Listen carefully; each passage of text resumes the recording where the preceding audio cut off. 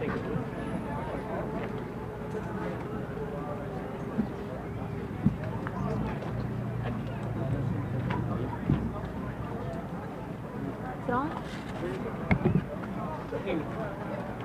All right, guys, let's roll.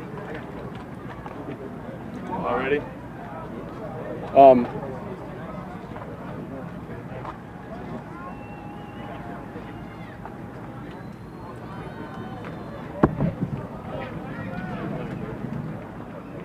All good? Yeah, today's practice had some red zone in it. Any questions with where we're at right now?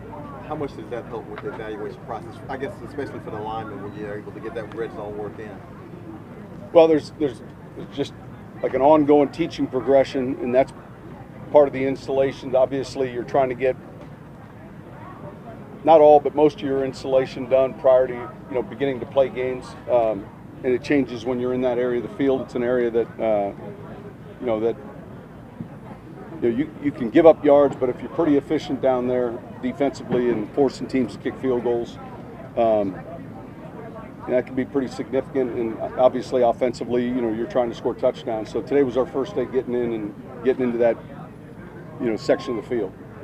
Sean, for a young player like Anzalone, how much did it benefit him going through a full 16 games? I think quite a bit. Yeah, coming off the injury the year before, I think quite a bit. He's real smart, very comfortable in coverage, and it's to get through a year and the way he did and plays as well as he did. I think that there's a confidence level then you return with. Some of that benefit too is physical then, because it can go through a whole off season. Sure. Yeah, he's not rehabbing. Right. He's actually in the off season program. Sean, when you look at the RPO quarterbacks going into the future, could you see them getting double-digit carries game in and game out? I mean, as far as sticking to that system? Look, it's a good question. Philosophically, our league has seen an evolution offensively in different directions. There's been years where, multiple tight ends. At some point, you're going to have to be able to run the football. I think we're seeing a little bit more of some of the built-in run or passes. And yet,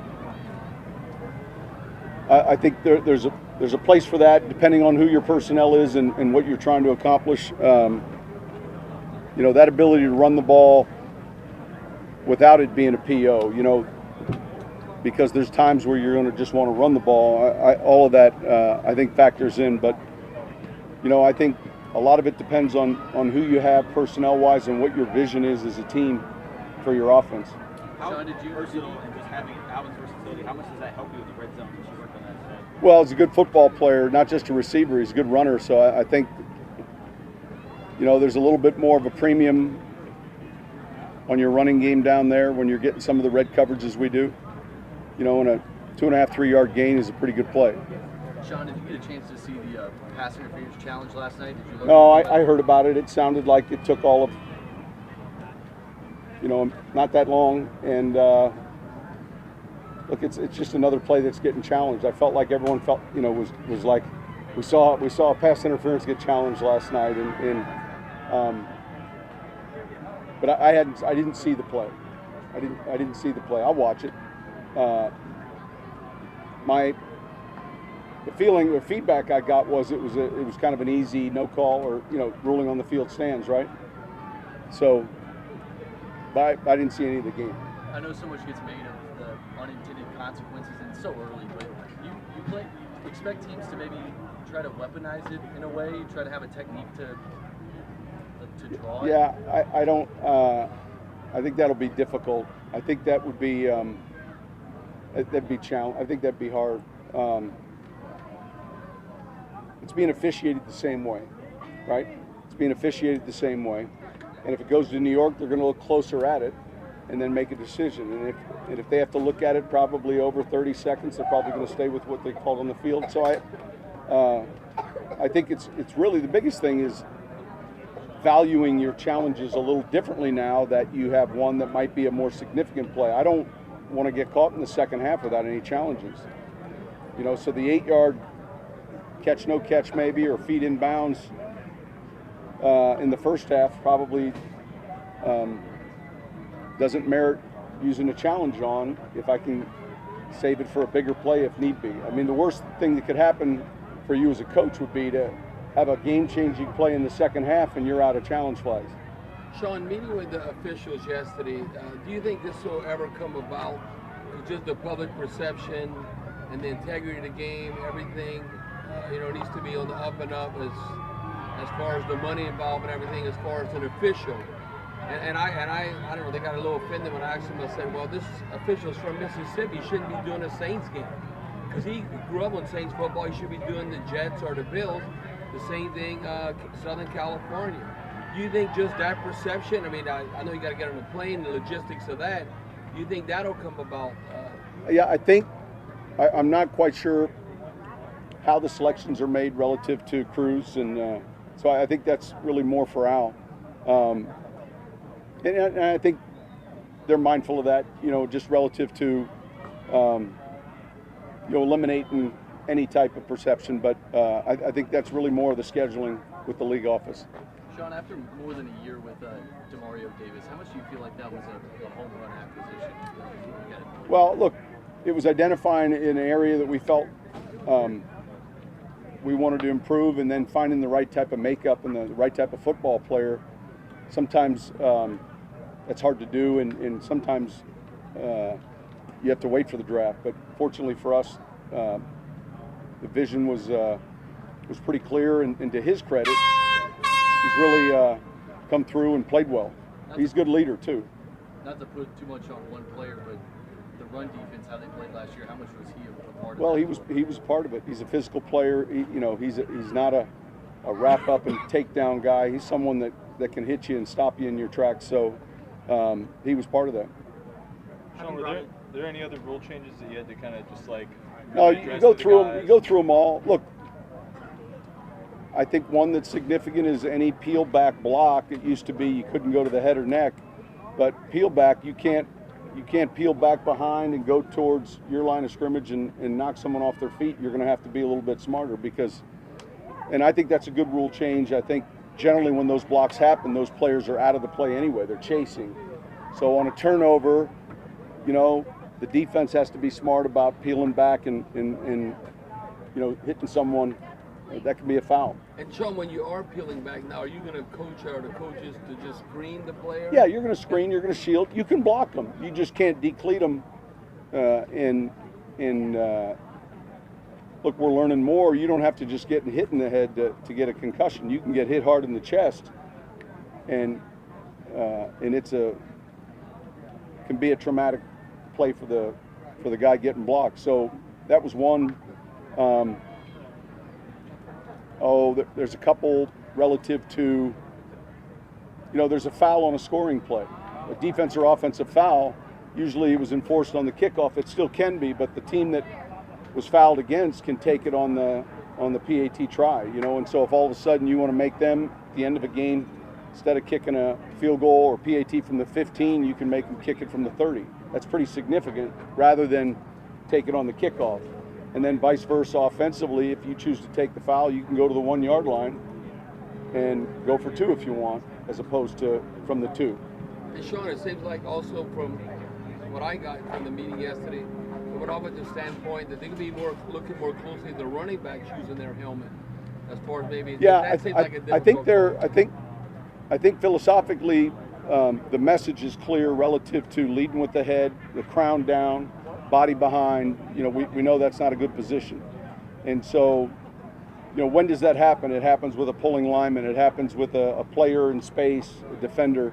It happens with a running back when he gets outside the tackle box, and so it's really, focusing on seeing your target or head to the side, and so I think that's the second year of this rule, and again trying to draw clarity from it. Sean, having brought in 2 tight ends this offseason, what do you need to see out of Dan Arnold during camp to continue to Just the progress. He's a young player. He had a pretty good 50-50 ball yesterday that I thought was a good play, and then the confidence that comes with playing well. So just that growth. The reasons that he made the team now, you're wanting to see those steps. All right, thank you.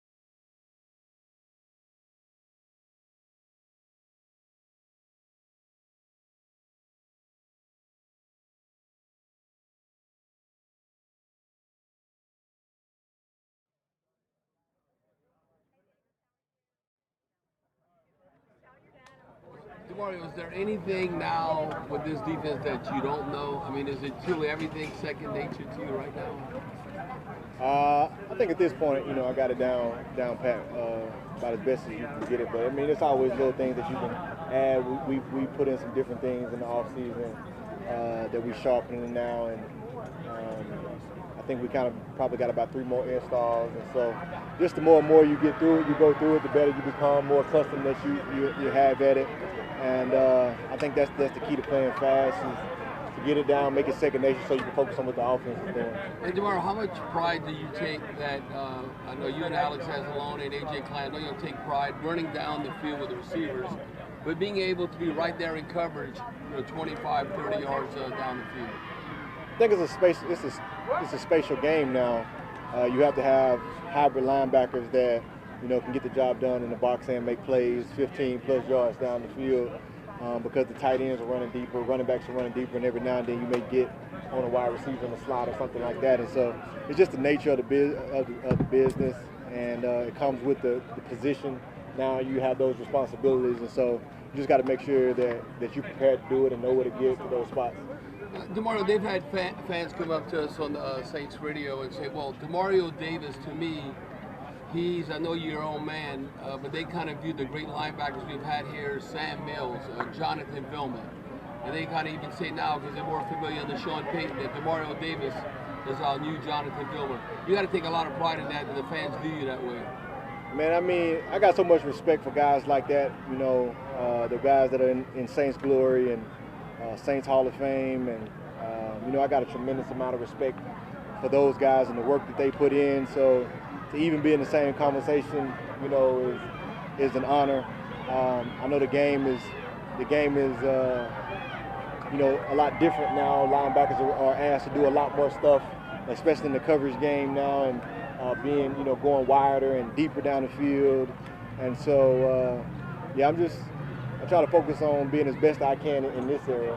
And at the same time, I have a lot of appreciation and respect, and utmost respect, and nothing but praise for the guys who came in front of me. Sean was just saying how a lot of teams may try to save those reviews for the second half now that pass interference is reviewable. So just being a player on the field, how do you guys deal with that? Maybe a first half play you may want to have review, maybe not be, because obviously you got to think about, you know, all 4 quarters of the game. How do you think that's going to play in strategy now? Well, I think that goes a lot more to the head coach than anything. You know, the challenges have always been controlled by the head coach, and I mean, he's listening inside his headset to the guys up top, and he'll know, you know, how to best use that. I don't think, as far as us, it affects us any different. You know, if we get the call, we get it. If we don't get the call, we don't get it. You know, and it kind of goes both ways. Sometimes defense, you can get away with one. Sometimes offense gets away with a lot. So, but I think that's on the coach as far as how they want to review it, and you know, you can't let that affect your game. Demario, how has it changed?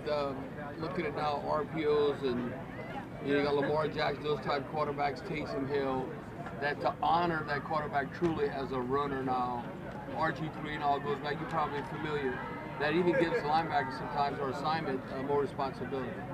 Yeah, I think it's tough anytime you got the extra dynamic of a quarterback that can run, but what really helps them is they're able to keep plays alive longer.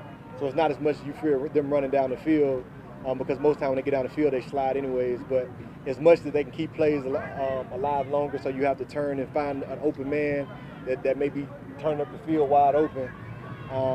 But even more than the scrambling quarterback is just the run pass option is that they can fake a run and it looks like a run. The linemen are coming downfield. The only people know it's a pass is the quarterback and the wide receiver.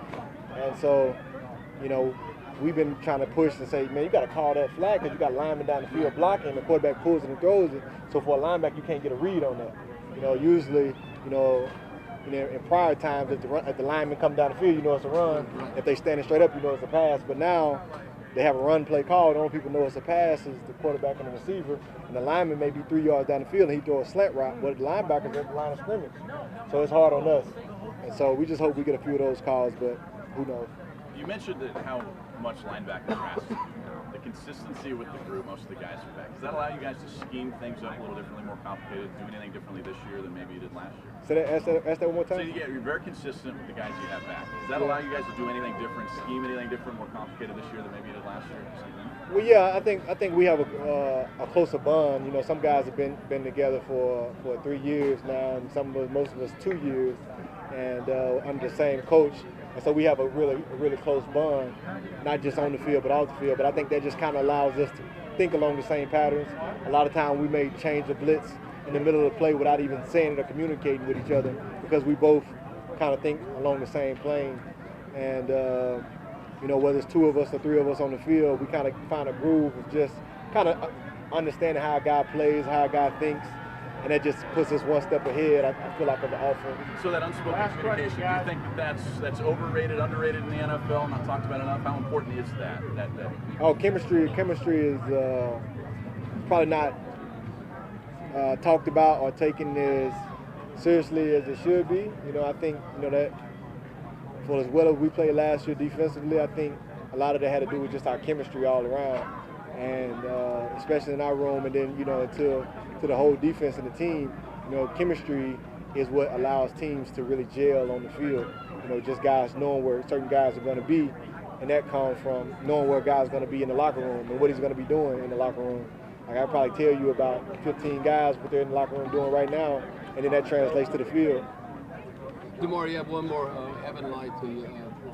What about your journey? I mean, to me, that's the story, a great story. Mississippi, you end up at Arkansas State, and to be where you're at right now, you have to be enjoying this process and really proud where you came from, where you're at right now, and going forward. I mean, yeah, I'm just blessed. I'm just blessed, man. Not just my journey of, being born to a single mom and, not having much growing up, but even more so just falling into a lot of the wrong stuff. I got expelled from school in high school. I went to jail my first year in college, and then my sophomore year in college, giving myself to the Lord and understanding that learning football ain't for my glory, but about His glory. And that really just transformed the way I thought about things and made me a better player, a better person, a better leader all around. And so I can't help but give Him glory and credit for that because, who knows, man, I could have easily been dead or in jail a long time ago. All right, thanks, DeMar. Thanks, Yeah, guys. appreciate it. Have Cam Jordan up.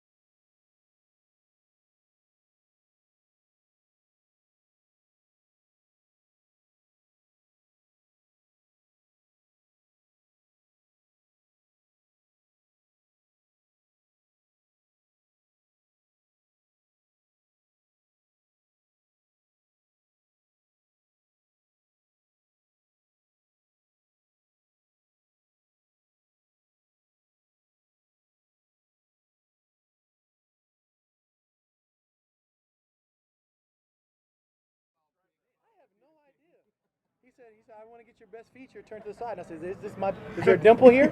I never noticed. At this point, I'm just trying to be better on the field. I don't know how to be better off the field. I don't. Cam, you said the socks are in your locker. Are there more than one pair? Are you wearing the same absolutely. pair No, every these day? are fresh pairs every day. These are one and dones. I've got a little corner full of I'm running low though. I got like 2 pairs left. I just found out the company who sent them. I'm not sure how to say it out loud, so I'm not going to say it out loud. But just know more pairs on the way. You excited about the Madden release today? I don't know. I've been playing Madden for a while. You guys are late. Do you play as yourself? I do. I'm not a fan this year because I can't drop myself into a 2-point stance. Once you're on D-line play, unless you're in like a 3-4 situation, you can't make yourself an outside linebacker. I usually like to stand myself up. I like to throw D-line stunts in there, whether the game wants it to or not. Do you ever drop yourself in coverage? Absolutely. When you're going against, never mind. When you're going against a quarterback who likes checkdowns, then it's easy to boost your stats on the game. Are player ratings that big of a discussion now in the locker room? I mean, for ego for like a week. You get over it. I mean, at the end of the day, it's not going to help us win any games. You wish you get a little bit more respect than you deserve. You see like a bunk rating on like your speed or on your strength or whatever it is, or you see your stats and then you see somebody who you're clearly better than and they've got better stats or they got lesser stats than you and they have a higher rating than you. This is all locker room banner. You make fun of your friends. You call your friends around the league like, what are you? 70 what? Oh, C+ friends out here. You're some A+ friends. Cam, anytime someone comes here in free agency, I'm sure there's always, from the inside perspective, wonder if there's going to be a good fit. As far as Demario Davis is concerned, amazing fit. Last year and change, how would you assess how he's Reverend Brother Deacon Demario Davis? Phenomenal fit. I mean, the way he comes in to attack practice is the same way he comes in to attack games. Look at my dad. All right, appreciate it. So Cam, when you look last year, the run defense, right there with the Bears, wanted to you in that category throughout. Is it more just being disciplined with the run fits, obviously the talent, but is it more just everybody doing their job or what? Absolutely. When you talk about our run defense, you want to be stout on first and second down. If you want to have fun, you got to play first and second down the right way. You want to pass rush, you got to get to third down. You got to get them in a manageable distance. So it's got to be on the interior. It's got to be on the front 7, and that's the pressure you put on. Now, when it comes down to third down, that's when you rely on your secondary, your linebacker core, and your pass rushers get after the quarterback. Cam, do you try to mentor some of the younger guys now a little bit more? Absolutely not. I kick them to the side. I roll them in the ditch, and I hope they don't come out. No, absolutely. I mean, anything I can do to make the man beside me, the man behind me better, I'm always trying to give some sort of advice. I'm trying to give $1 million game for 99 cents, but, we all try our best. I mean, if you're not trying to push your other person to get better, like I'm always trying to push Marcus to do better, to be better, to be faster, because, he's a freak of nature. So if he can push him a little bit better, it's going to push me to be a little bit farther. I'm always trying to talk to Malcolm so you see where his head's at because he's come from a new an old defense over the Patriots to our defense. How much do you think that could help, like Marcus down there? If Marcus becomes an all-pro player, I mean, you got 2 bookends. That sort of shuts down outside runs. That sort of shut down his quarterbacks. If you could push him to his highest ability right now, I feel like that's going to push us to the next tier. And all we need in our minds is one more game. One more game, we're in the biggest dance of our lives. Cam, what has stood out to you about Malcolm Brown? They used to take veteran players away from you. Now they're bringing them. Right? We brought in Malcolm Brown, Mario Edwards Jr. We got Ziggy Hood. Haven't heard Ziggy Hood in a minute, and he's come in, and there's veteran presence. You talk about Malcolm Brown and his stout run technique, but also his drive to play the run. Like, he comes in and tells you, I'm here for this first, second down action. But he's got surprisingly some decent wiggle. You hate to lose a guy like Tyler Davidson, but you bring in a guy like Malcolm Brown and you understand you got to trust the organization. When you talk about the interior work that we have, you need me to hold this for you? No, you're good. All right. So, you talk about just the interior presence that we have. I think it's the right core. Now we just got to congeal as a defense and be able to shut teams out. Cam, we were obviously all so curious how you're going to respond from the way last season ended, start all over again. And I guess we're going to keep being curious till these live bullets happen. Wow. We can always say we look great on paper, we look great in practice. Until the season actually takes a toll, we're not going to know what we have at hand. What influence does that have on you, though, as you start this process again? Did you feel it? Absolutely. You're going to feel it every day. You look back at what could have been. You say, hey, 2 years ago, we make a tackle against the Vikings, we go play Philadelphia Eagles, and we probably win that, and we go on to a Super Bowl. Or last year, we play the Rams, and we finish out a game how we were supposed to. We should have kept on putting on points and put it on in our hands, but we didn't. It allowed us to go into overtime and lose a game that we felt strongly about. These are all just motivation factors. We talk about motivating factors to not only push yourself through the offseason, come in the best shape of your life, push guys beside you, push guys behind you, and push the offensive lineman in front of you. Makes you better and stronger as a team. In that retrospect, if you're not trying to get better, you're trying to get worse, and we're always trying to get better. Do you think you feel more motivation from it than it's hard to start all over again? If you're not trying to get better, you're trying to get worse. And we're not trying to get worse, we're trying to get better. So we always going to push yourselves to the limit. Cam, I know you always did some work at NFL Network. You're reporting yesterday with Michael Thomas. I mean, you're going next level. I feel like you're going to the next level here where you're reporting. I was really just trying to swipe his credit card, just for a lunch or something. I didn't want a lot. I feel like he's probably gonna get a lifetime deal for Chipotle or Nacho Mamas. I'm not sure what, but I was just trying to get a little queso dip in my life. When y'all two hug, that's a lot of money. That's a lot of contract between the two of y'all this offseason. Right, you felt it. I was hoping it was going to tilt a little in my favor and just sort of drop a little, but it's cool. No, I mean, when you talk about the type of guy Mike is, the way he comes to work, and you saw, just the media pressure that Mike T wasn't at camp. He comes in and he's been working out. He comes in and he looks leaner than he did last year, stronger than he did last year. He actually looks like, whatever he's doing, he might look faster. I'm not saying he's going to be the best, but I'm saying he's aiming for number one. Cam, as far as the red zone today defense, how do you think you guys played? We've got things. I don't know. I mean, we've got things to clean up. Luckily, we're still in practice. So luckily, we still have another week of practice for our first game. We got a lot of things to clean up. I'd like to sit out here and just blow all the smoke in the air and say, hey, we're going to be the best defense. But at the end of the day, we have to fight and struggle for every yard. We're going against a high-powered offense like that, led by Drew Brees and Teddy Bridgewater, respectively for the ones and twos. You talk about what they're bringing to the game, and this is something that's going to make us better. Kim, this camp is grinding every single day. Do you tell something in your head to get you through a practice when it's insanely hot? Is there something going through your mind? Mario, embrace the culture. What you mean? Look, I train out in Arizona with sweats on. It's 115 degrees out when it's 2:00 p.m. I'll take this. There's a little bit added humidity. I mean, at some point, you got to create that strain. If you're not constantly under duress, you never know what a stressful situation is supposed to feel like. All right, thanks, guys. Thank you, man. Perfect. Thank you.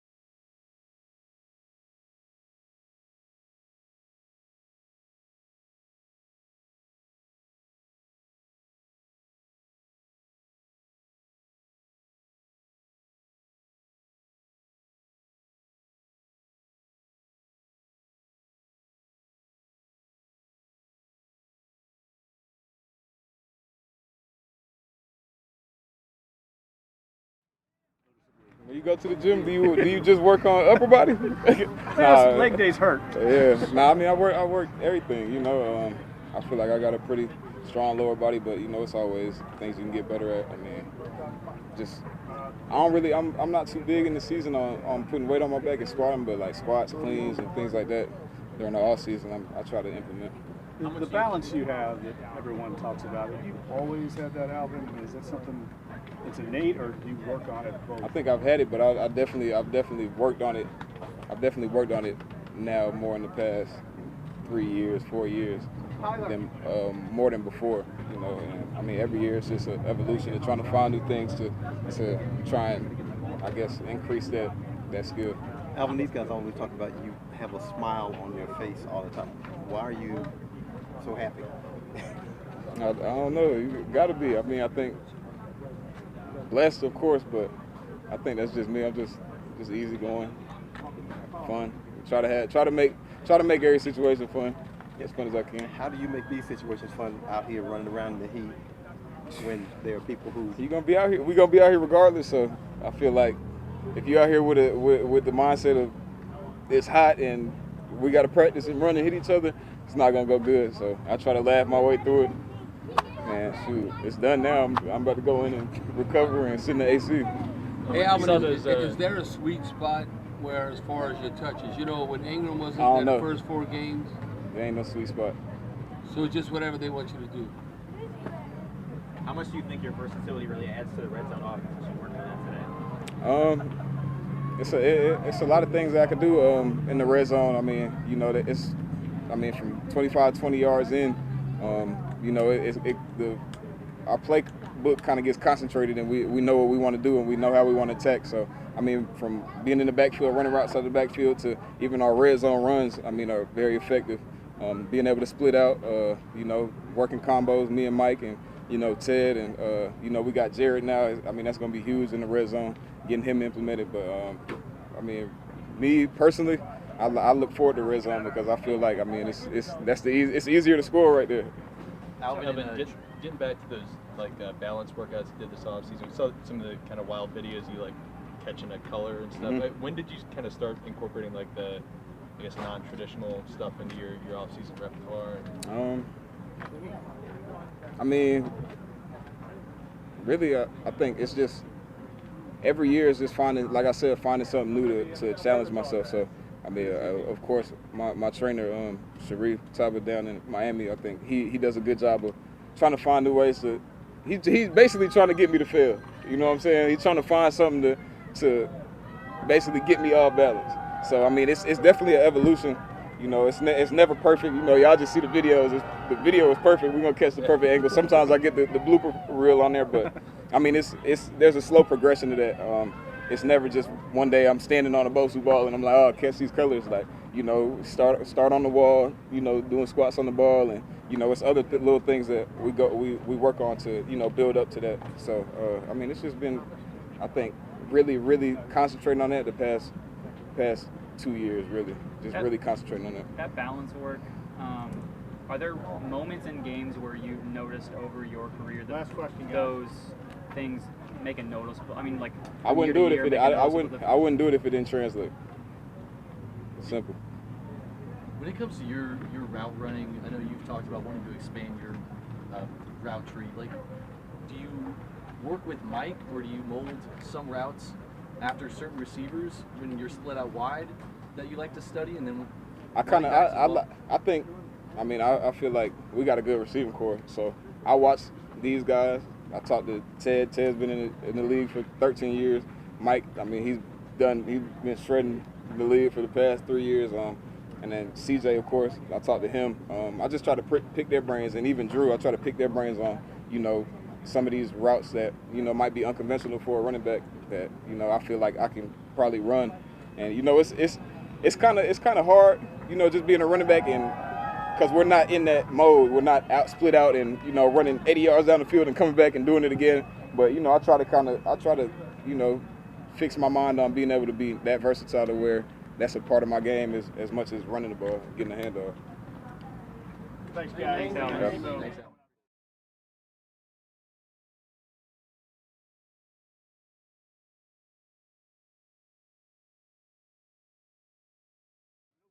competition in camp? When's the last time you had a punter? 10 years ago, my rookie year. Yeah. Yep. So do you get every rep in every I try to. preseason games? You Yep. do it all? Yep. You like that? Sure. What do you work on at this point of your career? Master this. I don't know. I'm just trying to like be the Drew Brees of punters, I guess. You know, just there's always something you can be better at and fine tune. And your body's changing as you get older. Recovery, nutrition, all these different pieces. So, you know, you never arrive. Just constantly adjusting and trying to figure out a better way to do it.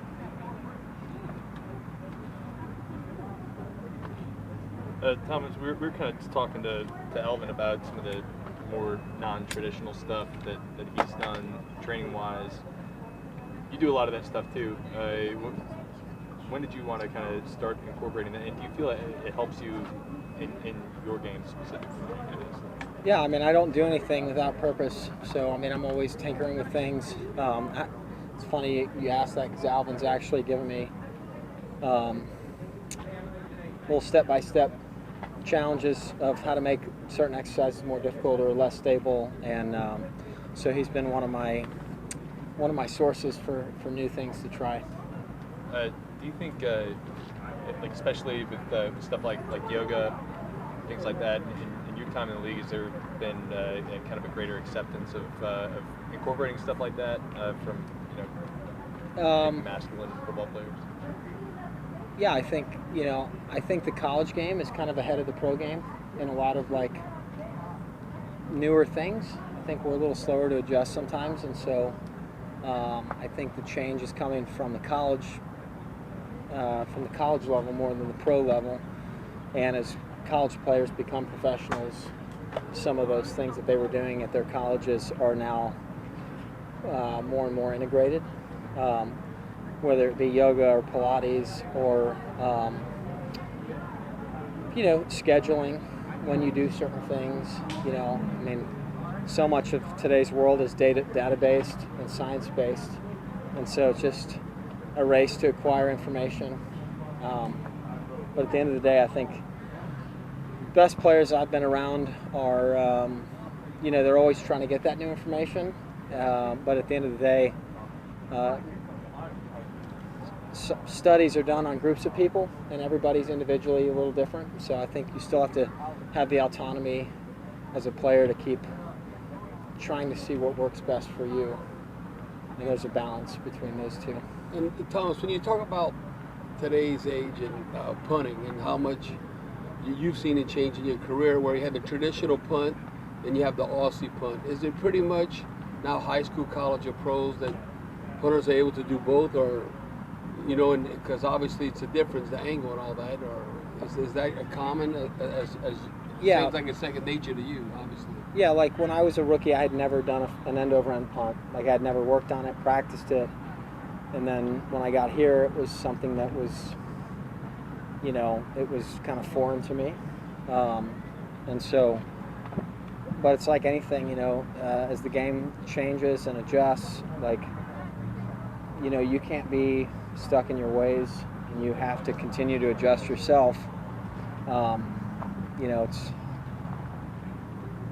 obviously you want to be the best version of yourself that you can be, but especially for a punter where everything's quantitative, like you can measure everything. It's not like reaction or, everything's measurable. And like for me, I feel like every year I need to be in the top 3 guys.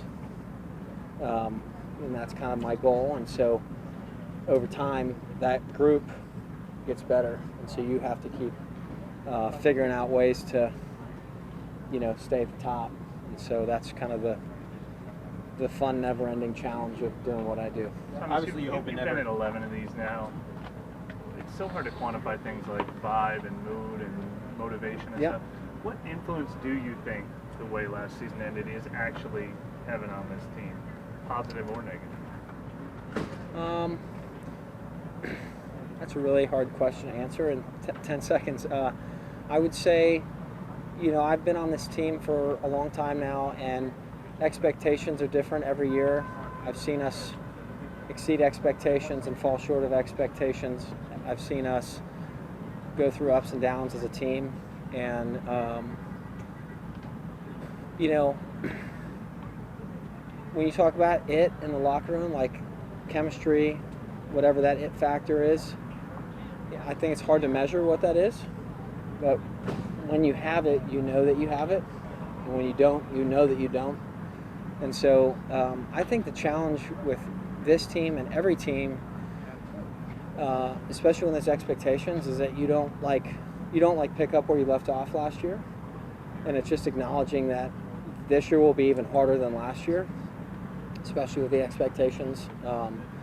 And I think if everybody can acknowledge that and like just face it and know that it's going to be harder, then we could have a chance, you know. But if you think you're just going to pick up where you left off as a team, that just doesn't happen, right? You have new draft picks, you have players that get traded or released or go other places, retirement, and so it is a new team, and I feel like pretty certain that we have a good core group that's coming back again, but it will be a different team. There will be certain pieces that we don't have and certain pieces that are new that we will have, and so I think you have to like restart every year, and that's hard to do, especially when you're so close. But if you have the right guys that can go through that process, I think that gives you a chance. Obviously, you hope it doesn't come to this as a punter, but how often do you practice tackling if it comes to that where you have to make a tackle? I don't practice tackling. You guys probably can tell that from my injury rate. I'm sure it's like the highest in league history. No, I just, you know, I don't ever shy away from making a tackle, but, you know, it's a lot of motivation to really control the game. Before it was about hitting big balls and, you know, flashing why they drafted you. And as I've been in this league long enough, you know, Mickey told me once when I was a young player, he said, man, all I'm really asking you to do is hit a 41-yard punt out of bounds every time. And that kind of mentally just changed my focus of, you know, it's not about flashing. It's almost about having a boring play where nothing exciting happens and just controlling the game. If coach knew that every time I punted, the other team was 40 yards away from where we punted, even if we didn't statistically lead the lead, but we just never gave up anything, I think he'd sign up for that every time, just to control the game. And so there's a balance of kind of knowing when to go for it, when to be more aggressive, and more often than not, I'm not as aggressive. And it's about, if I hit a B-plus ball every time with the guys we have out there, with Taysom, with Hardy, and a bunch of our core guys, you know, nothing exciting should happen. And so I just try to stay in that realm 90% of the time. Thomas, kind of going off that, Marcus Sherrills, the way that he attacks the football and punt coverage teams, what does he do that's unique that makes it so that kicking it 40 yards downfield and being able to stop him there doesn't happen that often? Yeah, Marcus is a unique player because, you know, I don't like playing against Marcus when he was on other teams. I could hit a great punt that's shorter, in the corner, great hang time. Like, that should be no return ever. And he'll just say, you can't hit me until I touch the ball. And he'll make a decision, I'm not fair catching. And that drives me crazy as a punter. And so guys that are like that have such confidence, I mean, he may be the best catcher of punts that I've ever seen. Just his ability to secure the ball confidently. And I just feel like he's a great, I guess I'd compare it to like a really good corner that knows when to be aggressive, when to like take the chance or not. Like you can't coach somebody on when to know to like pull the trigger. He just has that great decision making in the moment when this ball is way up in the air to make a decision of when to be aggressive and not to. And I don't know how you coach someone to have that, but he has it. And so I'm glad that I don't have to tackle him anymore. My ribs needed a break after hitting him 2 years ago in the playoffs. So that takes some stones, if you will, though, to, you know, with those gunners coming at you and you're willing to be able to. There's a lot of kick returners that'll secretly they'd say, I will never punt return. I've heard of people dropping balls in practice because they don't want to be put out there. They don't want coach to put them out there as a punt returner. So it's a different mentality. Like I said, when you have that sort of confidence and your ability to catch, and be in and out of your, out of the catch quickly. He has that, and so excited he's with us. Thomas, you said you've been on all kind of different teams, obviously better teams, worse teams. Do you think as the team gets better, the process of the psychological challenges is bigger than the physical challenges? As far as winning and losing? I guess I would just say that I don't know. I feel like as a player or as a team, as a group of people, if you start feeling the sensation that you've got it figured out or you've made it, you're probably wrong. And so I think that's something that Coach Payton does a great job of kind of keeping players and coaches and staff all around the building a little on edge and a little uncomfortable. And so I think it's you just have to guard against that. When it's just human nature. When you think you've got it, like there's no mecca, not in this life anyways, right? You don't get to somewhere and say, oh, it's good, right? You set goals, but then you just set new goals, right? And it's like telling a young guy, just because you think you've made it in the league, if you made the team this year, that's not that's not the end result. That may have been your dream for your whole life, but if that's all your dream was, you're gonna be out of this league in a year or two, And so I think it's the same thing. It's just guarding against those human nature things, and that's why it's so important to have the right people and having a good balance of perspective with players that have been through it. Having guys that have been here that kind of we had a lull 14 and 15 and kind of seeing what that's like. Having guys like Craig Robertson who didn't do a lot of winning, that has that and he cherishes this now. He understands how awesome this is, and you have a good collection and a bunch of different perspectives like that of guys that are just grateful and understand how good it is to be a part of this team at this moment, and the opportunity to be a part of this 19 team. That's what you're looking for, I think. How often you reflect on that you were a rookie in 09 and now it's 19? I mean, where you're in your second decade, where do you see yourself in your career though? Punters have a lot of longevity sometimes. Yeah, I try not to get too far out. Every year I'm just trying to be the best I can be, and I know that's super cliche and kind of lame, but things change so fast. Teams can pivot on a dime and make a decision. Man, we made the wrong. Things just change, and so if you can keep that edge yourself, I think it's an advantage. I have a little bit looked back and reflected this year because we've got the 10-year anniversary coming up, and that is really going to be special. It's going to be kind of sad. There'll be a few guys that aren't here for different reasons, and that'll be hard. But I do think the memories that'll be made this year, I remember right after we won thinking, man, this is going to be the rest of my life. We'll have reunions. We did something together that was just awesome and special, and I just remember feeling almost undeserving as a rookie just to kind of walk in and be a part of that. And so, there'll be some guys that I haven't seen since 10 years ago. And there'll be some guys that we see every year that come back. And I just know that from the guys I've talked to, everybody is so looking forward to coming back and being recognized together. And I know it gets overplayed, but Joe Vitt always talked about if we did that, we'd walk together forever. And we're going to get to experience that for the first time when we come back and get honored. And I'm really looking forward to that. Hopefully we're 13-0 going into that game, so that we can party our tails off after the game's over. But it'll be a really special time, I think, for everybody that was a part of that team. All right, thanks. Thanks.